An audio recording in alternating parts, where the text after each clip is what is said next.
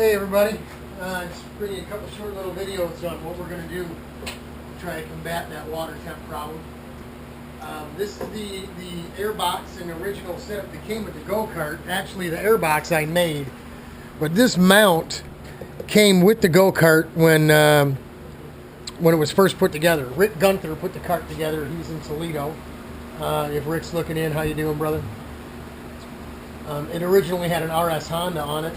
Ted Swantek built the chassis.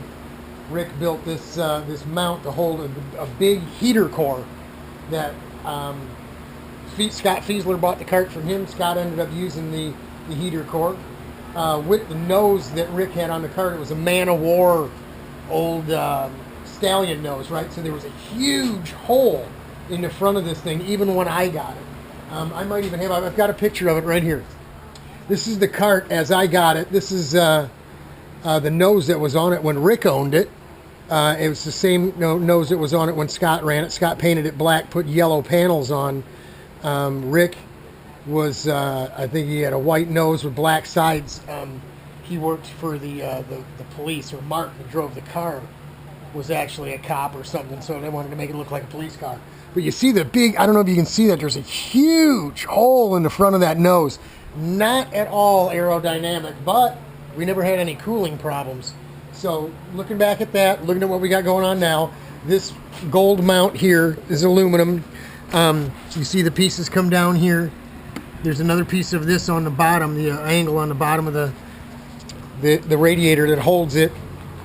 And the bumper comes out and around it, as well as the porch. So I built this box here to fit my nose cone when I put bodywork on the kart and replace the original bodywork. And I thought, hey, this is really cool. It actually was, the original one was made to fit the heater core. When the heater core resulted in high temperatures, we got rid of it. We had the CNR company do a little research, crunch some numbers, send us some core pieces, and then we made tanks, split it in half. It's a dual pass radiator.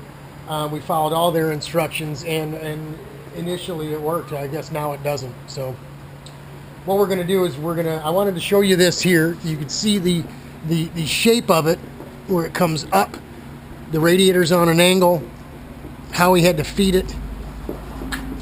If you look up in there, you can see, maybe not very good light, but there is rubber, pieces of tire rubber stuck on the top of the radiator. So all of it was getting air. This really doesn't make a heck of a lot of sense to me, other than maybe this radiator just not big enough. But what I'm going to do is I'm going to remove this, drill these rivets out, remove the air box, cut it loose because it's all sealed up, remove the air box, and we'll scrap that. We'll take the hoses off, get the radiator out, we'll remove this mount. And then what I think I'm going to do is, you can see here, the chassis has been tied in. We're going to cut the porch that's not being used right off.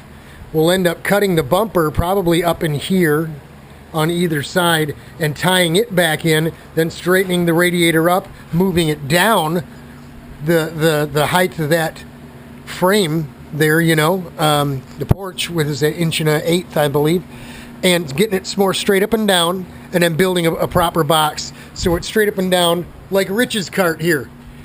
I don't know if you can see, Rich has the same core in his, but look how nice and flat his setup is. Granted, it's got a curve, the top of it has to curve up, but the air is literally running right into that radiator. And I think if we do a setup like this on here, I'm hoping that's going to solve the problem. We can do that type of work in a matter of a week. We won't be able to get to Pittsburgh, but we'll be able to get to Nelson. Kind of a killer not being able to get to Pittsburgh, because I think the weather is still going to be hot. I mean, right now it's the 23rd of September. Ooh. And look at it, it's 90 degrees out here in the garage. It's got to be every bit of 86 or so out there in the breeze. So end of September, we got what my mom used to call Indian summer. But that would be an honest test, is to get it out in some hot air. But I think even if we get over to Nelson and God willing, say second week of October, and it's even 62, 65 degrees, I'll run the guts out of this thing. I mean, I'll go as as long as the tank will go, 40 minutes or whatever safely. And if it doesn't, build up the temperature, then I think we'll be okay when it gets hot. I don't know. That's all I can do other than sitting on my hands and doing nothing all winter. That's not going to work. So we got to do something. This is what we can do right now. So that's what we're going to do. I just wanted to show you what it looked like beforehand. Obviously, these bits here hold up the top of the nose cone. We had to take those off 12 inches from the top of this bar here to the surface where it mounts. So we'll actually, when we make new mounts for that, we'll fit that in. We'll put the nose on, put it on the ground, make sure the ground clearance is right before we go ahead and put those on. But just wanted to give you an idea of what it looked like first, and then we'll go from there. More in a bit. God bless.